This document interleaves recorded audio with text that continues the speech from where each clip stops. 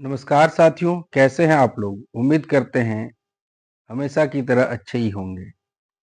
तो पिछले 2 वीडियो को आपने देखा और उसी क्रम में हमने एक अगला वीडियो लेकर के आया है जो कि बहुत ही इम्पोर्टेंट है। अगर आप 9, 10 और इससे आगे की भी तैयारी कर रहे हैं, जैसे इंटर में हैं या फिर ऐसे एग्जाम की देने वाले हैं जिसमें भारतीय राष्ट्रीय आंदोलन से सवाल पूछे जाते हैं, तो एक आप अच्छी वीडियो देखने वाले हैं। अब हम देखेंगे असहयोग आंदोलन कब हुआ था, क्यों हुआ था, किसने किया था और इसके पीछे क्या-क्या कारण रहे थे और परिणाम क्या निकल कर के आया। इन सभी बातों को हम देखेंगे।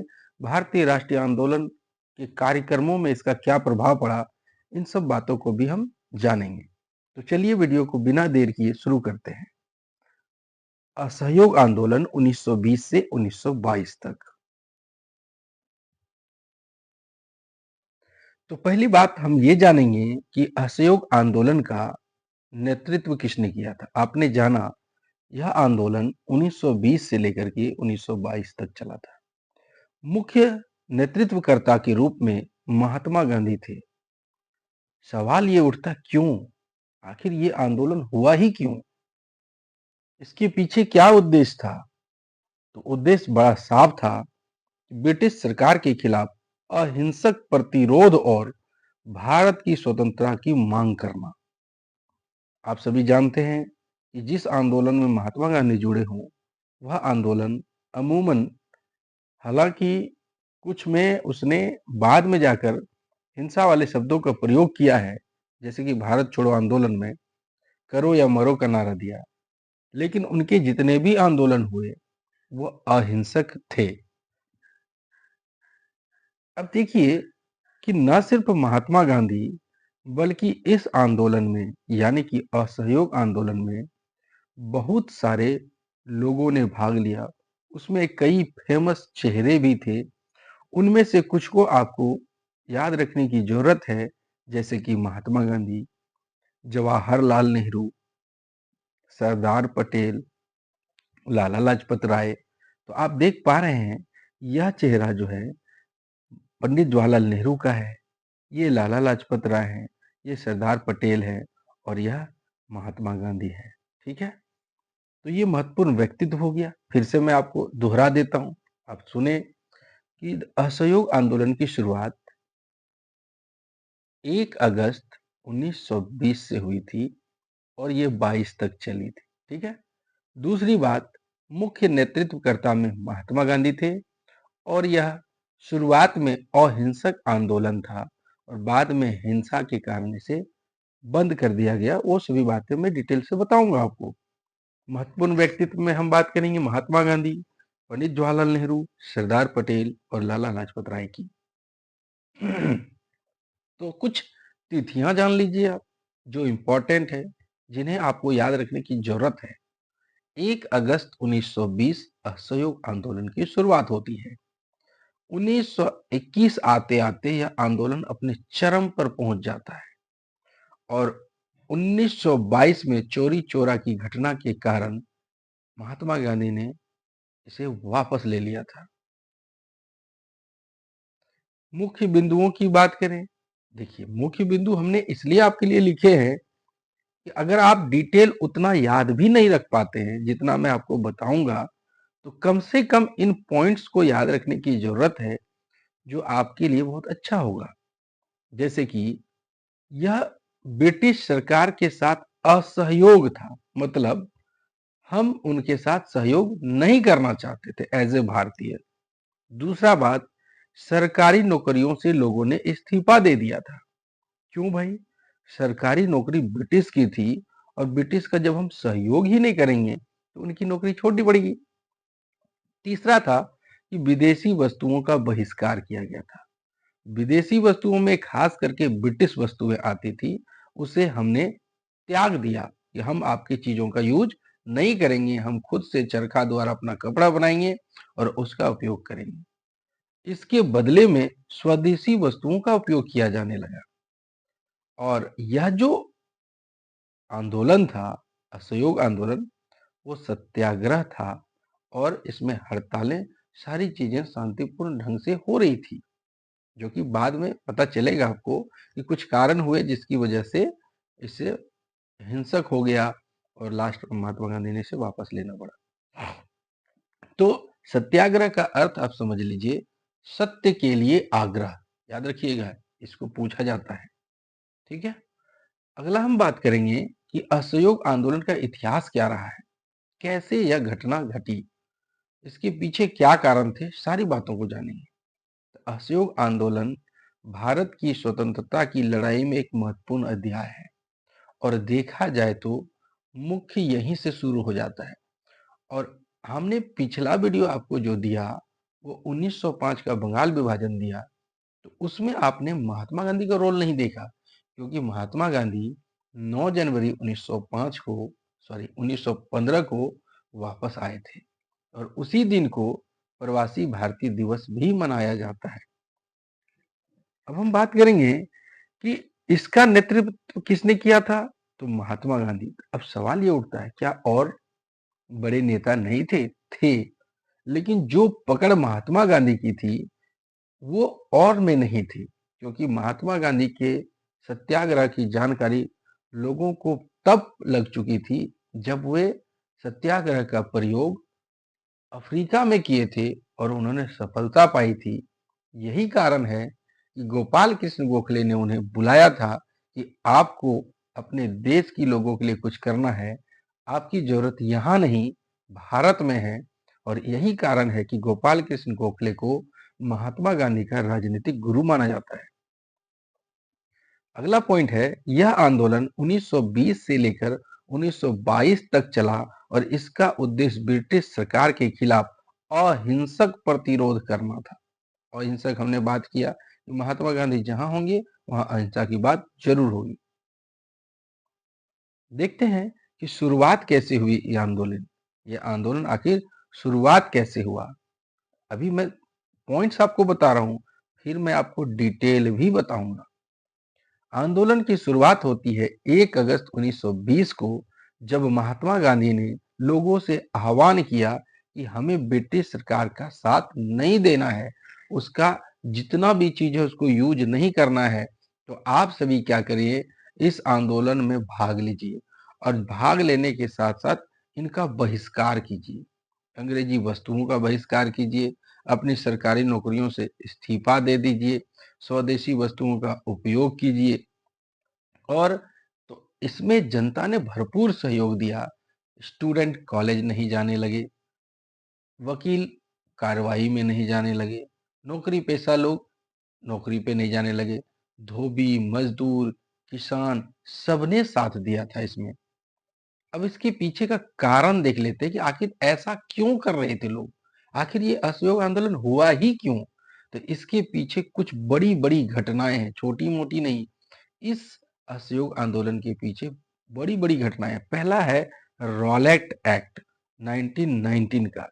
तो सबसे पहले हम बात करेंगे शॉर्टकट में, क्योंकि देखिए अगर आपको रॉलेट एक्ट पर डिटेल वीडियो चाहिए तो आपको कमेंट करने होंगे। आप कमेंट करके हमें लिखिए कि रॉलेट एक्ट पर डिटेल वीडियो चाहिए, मैं बना दूंगा। लेकिन अभी मैं पढ़ा रहा हूं आपको असहयोग आंदोलन, तो मैं थोड़ा बहुत बता दूंगा। रॉलेट एक्ट को ब्रिटिश सरकार ने पारित किया था और इसका जो सुझाव दिया था, जो कि हाँ भाई ऐसा कानून लाइए, और ये कौन थे, तो ये थे ब्रिटिश न्यायाधीश सिडनी रॉलेट। और इसी कानून को anarchical and revolutionary crimes act भी कहा जाता है। इसका मोटा मोटी उद्देश्य आप समझ लीजिए कि जो भी कोई क्रांति करेंगे उसे कुचलना है और बर्बरता पूर्वक कुचलना है, और ऐसा कठोर दंड देना है भारतीयों को कि उनके अंदर एक डर पैदा हो जाए कि अब हम अहिंसक हो चाहे हिंसक हो अंग्रेजों के खिलाफ खड़े ना हो। एक ये था रॉलेट एक्ट। दूसरा था जालियांवाला बाग हत्याकांड। तो रॉलेट एक्ट के विरोध में सैफुद्दीन किचलू और डॉक्टर सत्यपाल मलिक को गिरफ्तार कर लिया जाता है। और लोगों को ये नहीं पता होती है कि एक मार्शल लॉ लगा दिया गया है। उसी में क्या होता है कि 13 अप्रैल 1919 को बैसाखी के दिन लोग शांतिपूर्ण सभा कर रहे थे जालियांवाला बाग मैदान में। उनमें से एक भारतीय गद्दार जिसका नाम हंसराज है। देखिए, आप एक बात याद रखिएगा कि भारतीयों को गुलाम भारतीयों की वजह से ही बनाया गया था। यहाँ के लोग लालच की वजह से, आपसी फूट की वजह से अंग्रेजों को रास्ता दे दिए। तो उसने, हंसराज ने जनरल डायर को यह सूचना दे दी कि लोग यह यहाँ पर सभा कर रहे हैं, जबकि लोगों को नहीं पता था कि मार्शल लॉ लगा हुआ है और मार्शल लॉ रोलेक्ट एक्ट का ही एक कानून था। तो आए, उन्होंने जालियांवाला बाग का गेट बंद किया और अंधाधुंध गोलियां चला दी, जिसमें हजारों लोग मरे थे और एकमात्र बचा था बच्चा जिसका नाम था उधम सिंह, जो बाद में जाकर के इसका बदला लेते हैं।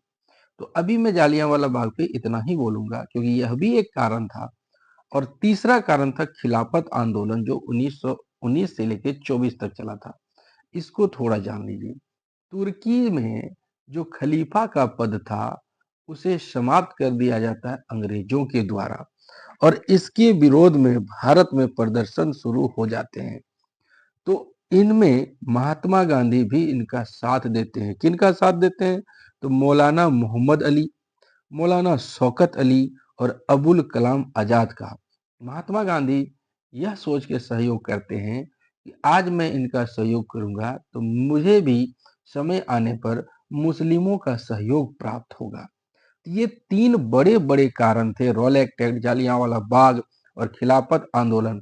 अगर आपको इन पर अलग अलग वीडियो चाहिए तो आप हमें कमेंट कीजिए। ठीक है, आगे देखते हैं। ये तस्वीर आपको दिखाई दे रही है, ये जालियांवाला बाग के नरसंहार की है। देखिए कैसे लोगों का लाश पड़ा हुआ है। अब और एक कारण देखिए, रोलेट एक्ट को हमने डिफाइन किया, फिर थोड़ा सा और डिफाइन कर देते हैं। इस एक्ट ने ब्रिटिश सरकार को किसी भी व्यक्ति को बिना मुकदमे जेल में डालने की शक्ति दी थी, जिससे भारतीयों में आक्रोश फैल गया और सैकड़ों लोग मारे गए। इसे महात्मा गांधी ने काला कानून बताया। इसे ही महात्मा गांधी ने बिना अपील, बिना वकील और बिना दलील का कानून भी बताया। खिलाफत आंदोलन के बारे में हमने आपको बता दिया। ये देखिए, आप देख पा रहे हैं। अब देखते हैं परिणाम। तो परिणाम क्या हुआ? शुरुआत के कुछ वर्षों तक असहयोग आंदोलन शांतिपूर्ण ढंग से चला, लेकिन अब आप सोच के देखिए, कोई भी व्यक्ति कितने दिन तक हड़ताल कर सकता है, कितने दिन अपने काम के बिना रह सकता है। उन्हें पैसे की जरूरत पड़ती है, भोजन की जरूरत पड़ती है, और अंग्रेज झुकने को तैयार नहीं थे। महात्मा गांधी को लगा था कि ऐसा करने से, आंदोलन पर बैठ जाने से, भूख हड़ताल करने से, शांतिपूर्ण सभा करने से ये मान जाएंगे जिस प्रकार अफ्रीका में माने थे। लेकिन ऐसी परिस्थितियां यहाँ नहीं हुई, जिनकी वजह से लास्ट में शांतिपूर्ण सभा कर रहे थे लोग। 4 फरवरी 1922 को स्थान था गोरखपुर का, और वहां पर चौरी चौरा नामक एक स्थान है। किसान शांतिपूर्ण सभा कर रहे थे और पुलिस आकर के उन पर लाठीचार्ज कर देती है, जिससे गुस्साए भीड़ ने थाने को घेर लिया। कहाँ के थाने को? चौरी चौरा के थाने को। पुलिस वाले अपनी जान बचाने के लिए अंदर से लॉक कर लेते हैं अपने आप को वहां थाना में, हाजत में। तो गुस्साए भीड़ क्या करते हैं, बाहर से किरासन तेल ला करके उस पर डाल देते हैं और उन्हें जला देते हैं। इस घटना में 22 पुलिसकर्मी जिंदा जल गए थे, और इनका दुख हो गया महात्मा गांधी को, क्योंकि महात्मा गांधी अहिंसक आंदोलन चला रहे थे और यहाँ हो गई हिंसा। तो महात्मा गांधी ने इसे स्थगित करने का फैसला लिया। तो असहयोग आंदोलन 1921 चरम पर जब था और लाखों लोगों ने भाग लिया था, तभी चौरी चौरा घटना घट जाती है 4 फरवरी 1922 को, और आंदोलनकारियों ने पुलिस स्टेशन को घेर लिया, उस पर हमला किया, जिसमें 22 पुलिसकर्मी जिंदा जला दिए गए। और इससे दुखित होकर महात्मा गांधी ने आंदोलन को वापस ले लिया। अब देखिए, इसका मेन कारण तो यही था जो हमने आपको बताया। लेकिन इसके पीछे गांधी जी की क्या सोच थी वो जरा देख लीजिए। गांधी जी की सोच यह थी, उन्हें डर लग रहा था, उन्हें चिंता लग रहा था इस बात का कि यह आंदोलन कहीं और हिंसक ना हो जाए, और यह अगर और हिंसक हो गया तो अंग्रेजों को ऐसा मौका मिल जाएगा इन्हें बर्बरता पूर्वक कुचल देने का, क्योंकि कानून तो रोलेट एक्ट में यही कह रहा था कि किसी को भी पकड़ो और उसके खिलाफ कोई मुकदमा नहीं चलेगा, इन्हें आजीवन कारावास तक देने का प्रावधान था। कम से कम 2 साल की सजा थी। तो इस बात का गांधी जी को डर था, उन्हें चिंता सता रही थी। लेकिन और भी तो नेता थे, जैसे सुभाष चंद्र बोस, इसके बाद मोतीलाल नेहरू, इसके बाद आप ये जान लीजिए पंडित जवाहरलाल नेहरू, इन लोगों ने अपनी प्रतिक्रिया दी। वो प्रतिक्रिया को थोड़ा जान लेते हैं। तो सुभाष चंद्र बोस ने कहा कि इस फैसले से मुझे बहुत गहरी निराशा हुई है। सुभाष चंद्र बोस ने क्या कहा? गांधी जी के इस स्थगन के फैसले से मुझे गहरी निराशा हुई है। एक ऐसा समय, ठीक ऐसा समय जब जनता का उत्साह चरम पर था, वो वापस लौटने का आदेश दे देना किसी भी राष्ट्र के लिए दुर्भाग्य से कम नहीं है। मतलब ये कहना चाह रहे हैं कि अभी जनता पूरा मूड में है कि अंग्रेजों को खदेड़ देना है, तो गांधी जी को ऐसा फैसला नहीं लेना चाहिए, असहयोग आंदोलन वापस नहीं लेना चाहिए। अब आप हमें कमेंट करके बताएं कि आप गांधी जी की जगह पर होते तो क्या करते। अगला है, इसी में मोतीलाल नेहरू जी ने कहा कि उन्होंने यह फैसला लिया और मैं इससे असहमत हूँ, क्योंकि मुझे गांधी जी का यह फैसला अच्छा नहीं लग रहा है। यदि कन्याकुमारी के गांव में अहिंसा का पालन नहीं किया गया है, तो पूरे देश को इसकी सजा कैसे मिल जा रही है। पूरे देश को इसकी सजा नहीं मिलनी चाहिए। सिर्फ चौरी चौरा में एक हिंसक घटना घटी है, तो इसका मतलब ये नहीं कि पूरे देश में आप ये आंदोलन वापस ले लीजिए। तो यही बात कह रहे थे मोतीलाल नेहरू ने कहा, यदि कन्याकुमारी के गांव में अहिंसा का पालन नहीं किया गया तो इसकी सजा हिमालय के एक गांव को क्यों मिलनी चाहिए। ये उनका प्रतिक्रिया था मोतीलाल नेहरू का। चितरंजन दास जी भी मोतीलाल की तरह ही छिटपुट हिंसा के कारण आंदोलन को स्थगित करने के खिलाफ थे। वो भी नहीं चाहते थे कि ये छोटी मोटी घटना घटी है, इसमें आपको वापस नहीं लेना चाहिए। जबकि जवाहरलाल नेहरू कहते हैं वे गांधी जी के फैसले से हैरान थे, लेकिन उन्होंने भी हिंसा के विरुद्ध अहिंसा के सिद्धांत के महत्व को समझा। वो समझ पा रहे थे कि गांधी जी को क्या डर लग रहा है। ये रही आपकी असहयोग आंदोलन की पूरी जानकारी। मैंने हर एक पॉइंट्स को बताया जो एग्जाम की दृष्टि से आपको अच्छा लगा, और बिल्कुल सिलसिलेवार ढंग से बताया। आप हमें कमेंट करके बताएं या वीडियो आपको कैसा लगा, और किसी मुद्दे पर जैसे रोलेट एक्ट, मोर्ले मिंटो, इसके बाद मॉन्टेग्यू चेम्सफोर्ड, इन सब का भी अगर आपको वीडियो चाहिए तो आप हमें कमेंट जरूर करें। मिलते हैं इसी तरह के वीडियो में, तब तक के लिए धन्यवाद।